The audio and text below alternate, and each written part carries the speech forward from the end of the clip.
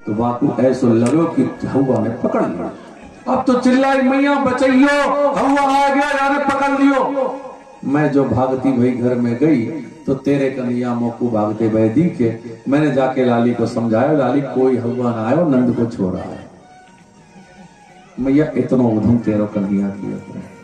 एक और गोपी ने कही मैया मेरे घर में एक दिन पूर्णिमा को व्रत, मैंने सत्यनारायण की कथा को व्रत रखियो।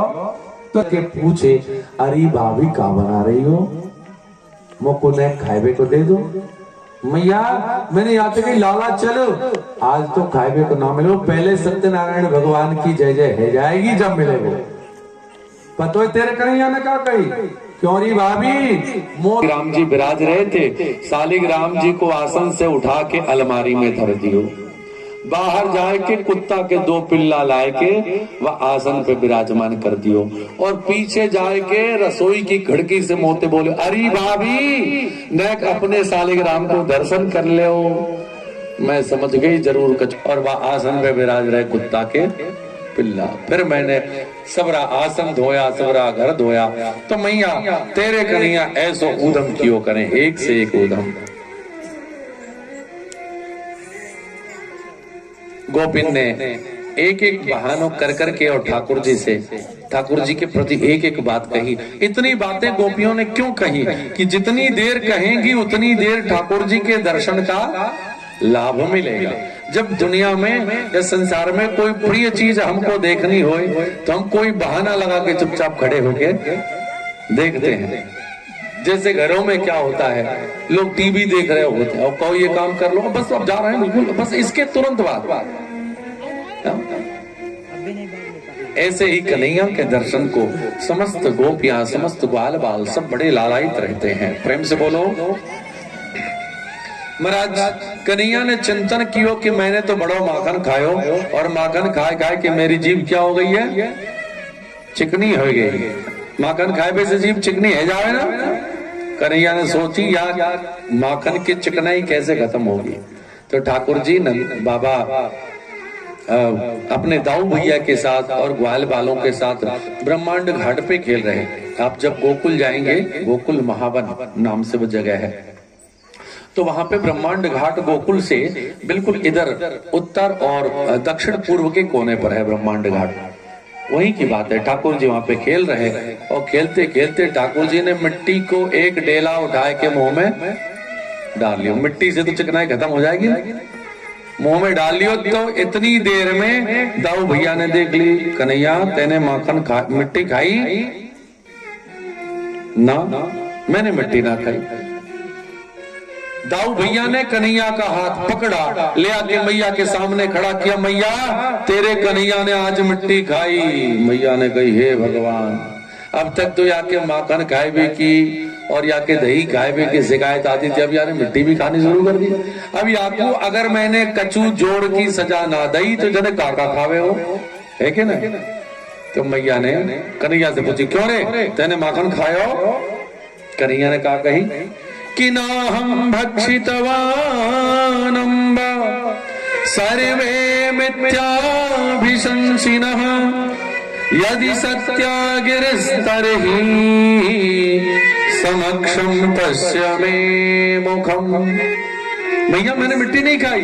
भैया ने कहा तो क्या बलराम झूठा बोल रहे हैं, सब झूठे बोल रहे हैं। हाँ भैया सर्वे मिथ्याभिशंसिनः, सब झूठ बोल रहे हैं। मैया ने कहा सो हरिश्चंद्र को अवतार देर हुई भयो है घर में, सब झूठे हैं। कन्हैया ने कही मैया तो को मेरी बात पे विश्वास ना होए तो समक्षम पश्चिम में मुखम, तू मेरे मुख में देख ले, सीधी बात, दूसरे की बातों में क्यों जाना है। मैया ने कही हाँ ये बात तो सही है, चल मुख खोल। ठाकुर जी ने मुख खोला। मैया के हाथ में डंडा, डंडा को कहते हैं ब्रजभाषा में सांटी। अब मैया के हाथ में सांटी और कन्हैया के मुख में माटी। भगवान की ऐश्वर्य शक्ति ने चिंतन कियो कि कन्हैया अभी मुख खोलेंगे, वो लगावे तो भगवान खावे, नहीं तो चुप खड़े रहे। है कि ना दिक्कत। भगवान ने सोची अगर मैया ने भगवान मान लिया तो फिर मंदिर वाली दशा हो जाएगी। जब भोग लगेगा तो पाएंगे, नहीं लगेगा तो फिर खड़े रहो। भगवान ने कहा मैया क्या बात है, लाला तू तो भगवान है। ना ना मैया भ्रम है तेरो, अरे तेरे मुख में देवी देवता काहे को दी मंथन कर रही थी। यानी यानी है गीता, हाथों से दधि मंथन कर रही हैं। और ध्यान से सुनिएगा, हाथ से क्या कर रही हैं? बड़ी सी मथानी लगी हुई है बड़े मटके में, उसमें रस्सी रहती है, उससे खींच रही है, दधि मंथन कर रही है। हाथ से दधि मंथन कर रही है। यानी यानी है गीतानी तद बाल चरितानी च, और भगवान के लिए गीत गा रही है, भजन गा रही हैं। और भजन गाते गाते क्या कर रही हैं? चिंतन कर रही हैं। किसका? भगवान का चिंतन कर रही है। ठाकुर जी की लीलाओं का, कैसे भगवान माखन चुराते हैं, कैसे कैसे लीला करते हैं। तो हाथ से कर्म भगवान के लिए, वाणी से गायन भगवान के लिए, और मन से चिंतन भगवान के लिए। नीतिकार क्या कहते हैं कि मनस्य कर्मण्यन्यद दुरात्मनाम, मन से जो चिंतन करता है वही वाणी में कहता है और वही कर्म में करता है। यही महात्मा का लक्षण है। महात्मा कौन? कोई भी व्यक्ति, कोई वस्त्र पहना हो, जो मन में चिंतन है वही वाणी से कहता है और वही कर्म में करता है, वही महात्मा है। तो यशोदा मैया इस प्रकार से क्या हुई? महात्मा का लक्षण है यशोदा मैया। किसके लिए कर रही है? कि भगवान की प्राप्ति हो। किसके लिए? भगवान की प्राप्ति के लिए तीनों कर्म व्यक्ति करता है, मन से, वचन से और कर्म से। ठाकुर जी आए तो मैया का भजन गाना भी बंद करा दिया, वो दधि मंथन करना भी बंद करा दिया और सोचना भी बंद करा दिया, मथानी पकड़ ली। क्यों? क्योंकि ये सारी क्रिया किसके लिए हो रही है? कि भगवान मिल जाए। भगवान कहे जब मैं आ गया तो अब काहे को कर रही हो, बंद करो ये सब। हा? भगवान को गोद में लेके मैया ने दुग्ध पान कराया। भगवान जब मैया का दूध पीने लगे, ठीक उसी समय दो घटनाएं हुई। ध्यान से सुनिएगा। एक तो कन्हैया ने दूध पीना छोड़ दिया और मैया से पूछा, मैया तू मोकू ये बता, तो को दूध प्यारो है कि पूत प्यारो है? मैया ने कही, लाला ये कछु पूछबे की बात है, मोकू तो अपनो पूत प्यारो, मोकू दूध प्यारो ना है। मैया ने कहा, कही मोकू पूत प्यारो है, मोकू दूध प्यारो ना है। इतने देर में मैया ने ये बात कही, तब तक मैया की दृष्टि थोड़ी दूर चूल्हे के ऊपर रखा हुआ दूध था, दूध उफर रहा था, मैया की दृष्टि उस पर पड़ गई। और दृष्टि पड़ी तो मैया ने सोची, अगर मैं दौड़ के ना गई तो जबरा दूध गिर जाएगा। कन्हैया को उठा के नीचे पटक दिया और दौड़ के दूध बचाए हुए चली गई। कन्हैया ने कहा, देख मैया कितनी झूठी है, अभी मैंने पूछी तो को दूध प्यारो की पूत प्यारो? मैया ने कही पूत प्यारो, और थोड़ो सो दूध गिरतो भयो दीको तो पूते पटक के दूधे बचाए हुए चली गई। आ गई कन्हैया को गुस्सा। कैसो गुस्सा है? वो सुखदेव भगवान कहते हैं कि संजात कोपः स्फुरितारुणाधरम् संदस्य दधुभिर् दधिमन्थभाजनम् भित्वा वृषास्रु दश दश्मनारहो जघास हय्यं गवमन्तरङ्गतः। भगवान को इतना क्रोध आया। संजात कोपस स्फुरितः अरुणाधरः, अरुण अधर, अधर कहते हैं ओठ को, अरुण माने लाल। भगवान के ओठ लाल लाल हैं। क्रोध के मारे एकदम ओठ फड़फड़ाने लगे ठाकुर जी के। मैया ने मोते झूठ बोलियो। कन्हैया ने ढूंढा एक डंडा, लेकर के डंडा हय्यंगवंतरम गृहे, जिस घर में दूध दही माखन के मटका भर भर के रखे हैं, और वो भी कोई ऐसे वैसे मटका ना है, मैया यशोदा के सास और ददिया सास के जमाने के जो मटका रखे हुए थे सब रखे थे, पुराने पुराने। ठाकुर जी ने ले डंडाया, धम धमाधम धमाधम सबरे माट मटका फोड़ दिए। मैया उधर दूध बचाए के लौटी। यहाँ संतों ने एक और बात कही। कौन सी दूसरी घटना? जब दूध गिर रहा था, दूध क्यों गिरा, इसमें संतों का बड़ा सुंदर भाव है। दूध के मन में, दूध चूंकि कन्हैया पीते हैं प्रातः काल, वो जो दूध गर्म किया, कबरी नाम, कबरी गैया, काली गैया थी, उसका दूध कन्हैया पीते थे, तो वो दूध उसी में मटके में गर्म हो रहा था। तो दूध ने दर्शन क्या किया कि अरे दूध को, दूध के मन में जो जीवन भगवान के काम में आ जाए वो जीवन धन्य है। तो दूध के मन में चिंतन का भयो कि मेरो जीवन धन्य है जावे वो जब कन्हैया मोकू पिएंगे। लेकिन दूध ने कहा देखो कि कन्हैया तो आए के मैया को दूध पान कर रहे हैं, और जब मैया को दुग्ध पान कर लेंगे तो कन्हैया को पेट भर जावे वो, तो फिर मुझे नहीं पिएंगे। जो जीवन भगवान के काम न आए वह जीवन को रखनो ही काहे है। ऐसो चिंतन करके दूध ने चिंतन कियो कि मैं या आग में कूद के अपनो प्राण छोड़ दूं, ऐसो संतन को भाव है। या के ताई दूध उफन रहे हो, प्रेम से बोलो। लौट के मैया आई तो देखा कि अरे राम, पूरे आंगन में माँ दधी दूध और माखन की कीच मची हुई है, पूरा आंगन फैल गया। मैया ने ढूंढा, और कन्हैया ये करके कहाँ चले गए? भाग के एक घर में जाए के, और कोई गलती करते हैं तो क्या करते हैं, भाग के कहीं छुप जाते हैं गलती करके। मैया ने ढूंढने लगी, मैया सोची इसके सिवा तो ये काम कोई कर नहीं सके। मैया ढूंढती भाई गई तो देखा कि कन्हैया एक ऊंखल के ऊपर खड़े हैं। मैया ने, है कि नहीं, मुकुंदपुर, मुकुंद भगवान का नाम है। मैया ने कन्हैया को दौड़ाया, कन्हैया भागे, आगे आगे कन्हैया भाग रहे हैं, पीछे पीछे मैया भाग रही है। थोड़ी देर में मैया थक गई, पसीना पसीना हो गई। मैया ने कही लाला तू रुक जा। मैया से कन्हैया ने कही मैया मैं रुकूंगा तो तू मारेगी। मैया ने कही बिल्कुल नहीं मारूंगी। कन्हैया ने कही जब मारेगी ना है तो तेरे हाथ में डंडा, डंडा फेंक। मैया ने सोची डंडा रखूंगी तो डरेगा ना, रुकेगा ना। मैया ने कहा ले डंडा फेंक दिया। मैया ने डंडा फेंक दियो। कन्हैया कॉन्फिडेंस में आ गए कि मैया मारेगी ना, खड़े है गए। कन्हैया ने कहा मैया देख मोकू मारियो मती, मैं तेरो लाला हूं ना, मोकू प्यार करियो। मैया ने कहा हाँ लाला तू मिल तो जा, आज ऐसो प्यार करूंगी तो कुछ समझ में आ जाए। कन्हैया समझ नहीं पाया मैया क्या कह रही, खड़े है गए। दौड़ के मैया ने गप से हाथ पकड़ ली, लाला दाढ़ी के तो तू आज ऐसो समझाऊंगी ना, तेने मेरी सास और ददिया सास के जमाने के चिकने चिकने माट मटका सब फोड़ दिए। रुक तू, ले आई मैया रस्सी, कन्हैया को बांधो। और महाराज मैया कन्हैया को बांधवे लगी। जब बांधे सो 2 अंगुल रस्सी कम पड़ जावे। ये 2 अंगुल क्या है? बहुत बांधते बांधते जब मैया थक गई, मैया ने चिंतन किया मन में, हे भगवान तू बध जा, मैं तो थक गई हूं। जब ऐसो चिंतन किया तब तक जीव को भगवान की प्राप्ति नहीं हो रही। मैं भगवान की प्राप्ति के लिए जो कर्म कर रहा हूं मैं कर रहा हूं, तब तक जीव को भगवान की प्राप्ति नहीं होती है। और मैं इस कर्म से भगवान को प्राप्त कर लूंगा, ये दोनों भाव नहीं होना चाहिए। कर्म करते करते जब जीव थक जाता है तब कहता है क्या, हे ठाकुर जी अब आप ही मालिक हैं। यही होता है ना, अंत में हम सरेंडर करते हैं, समर्पण करते हैं। तो जब समर्पण कर देते हैं, जीव कर्म करता हुआ समर्पण जब भगवान में करता है, ये 1 अंगुल है। ये क्या है? 1 अंगुल। जीव का कर्म और समर्पण ये 1 अंगुल है।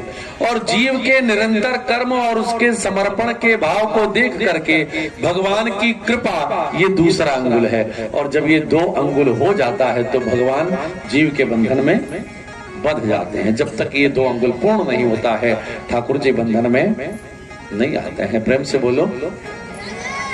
भगवान बंधे। मैया ने कहा कि तू ऊखल पे चढ़ा था ना, आज तेरे को ऊखल में ही बांधूंगी।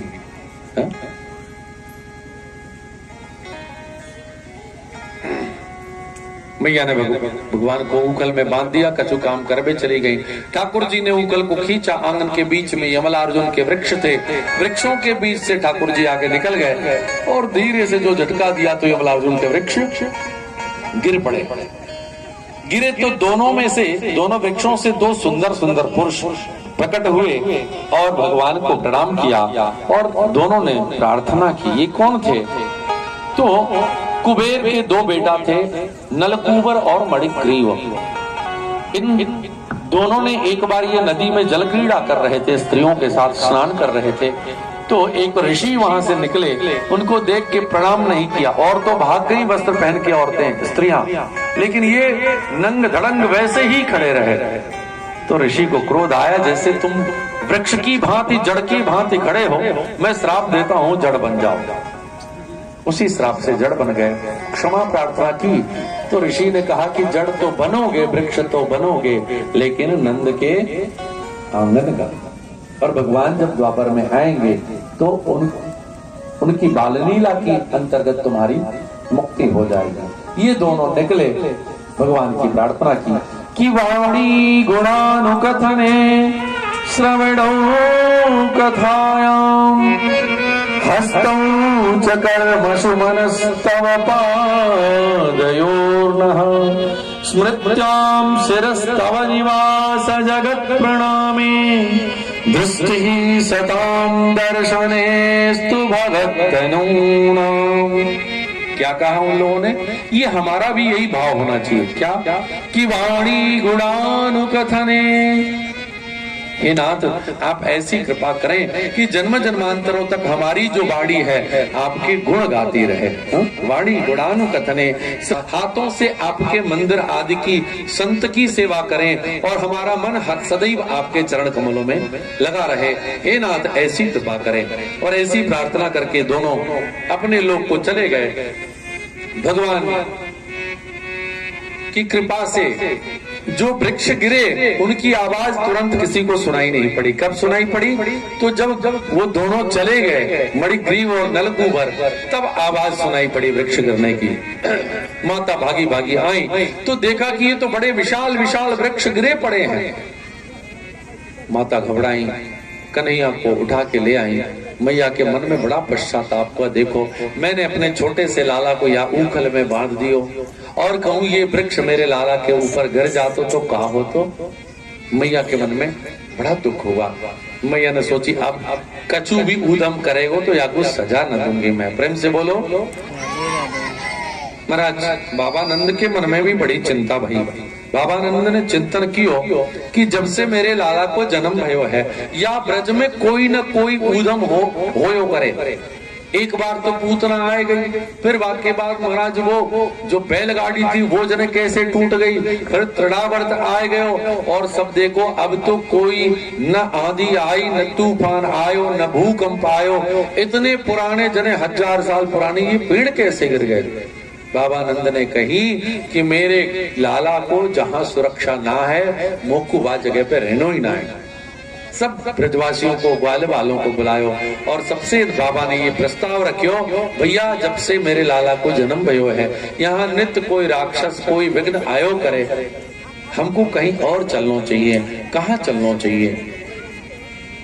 तो कुछ वृद्ध ग्वाल बालों ने, बड़े बूढ़े ग्वाल बालों ने बतायो कि भैया जमुना के उस पार एक बड़ा सुंदर स्थान है। का नाम है वाको? कि वनम वृंदावनम नाम पशव्यम नवकाननम गोप गोपी गवाम सेव्यम पुण्याद्रितिरतृणवीरुधम। इस जमुना जी के उस पार एक बड़ा सुंदर वृंदावन नाम का स्थान है। वृंदा किसको कहते हैं? वृंदा तुलसी का नाम है। वृंदायाः वनम इति वृंदावनम। तो वृंदावन चलना चाहिए। एक भक्त लिखता है कि प्रेम की पिपास देखी देख निज प्रेमियों को, प्रेम का समुद्र सीमा तोड़ के बहाया है। भावुक रसीले जन होंगे ना निराश अब, भक्तों के वास हेतु कल्प वृक्ष लगाया है।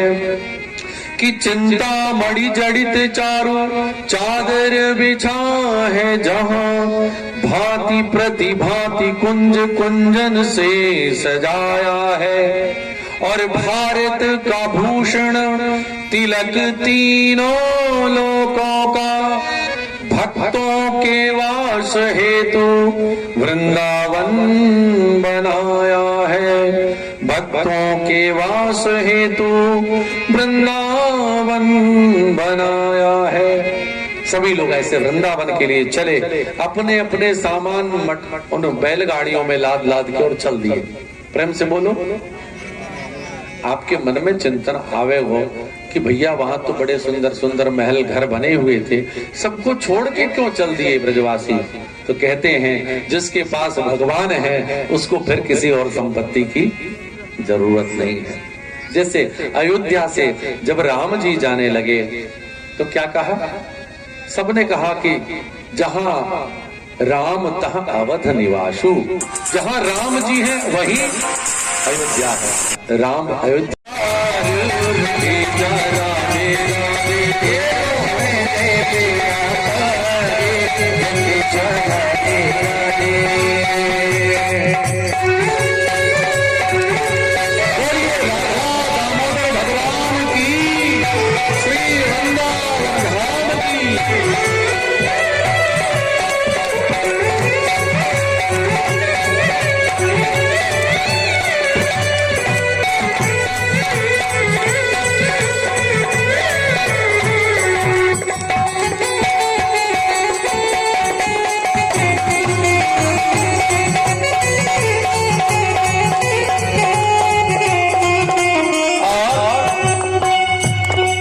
मनुष्य ने इस जीवन में कभी राधा का नाम नहीं लिया, उसके लिए भक्त क्या कहता है, तू या जग में आयो तन राधा नाम गायो, तू या जग चलो तन राधा नाम गायो, तन राधा नाम गायो। और राधा नाम नहीं गाया तो तेरे जीवन को बेकार रखे जा तेरे जीवन को बेकार रखे जा वृंदावन का पार रखे जा राधे राधे रखे जा राधे राधे वृंदावन का पार रखे जा राधे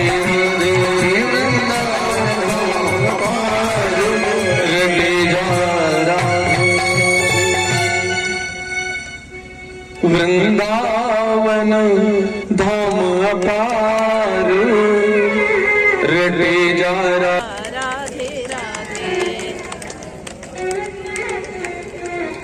तू या जग में चलो आयो तेरे राधा नाम गायो, तेरे जीवन को धिक्कार रटे जा राधे राधे, तेरे जीवन का वृंदावन धाम रटे जा राधे राधे रटे जा।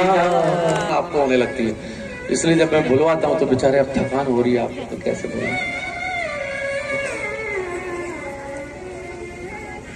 ऐसे भी मैं बहुत जोर की छलांग लगाने वाला हूँ, इसलिए कि आज पूरी की तो बात नहीं है ना, अपने विवेक की बात है, भगवान जैसा चाह रहे हैं उसे करा रहे हैं।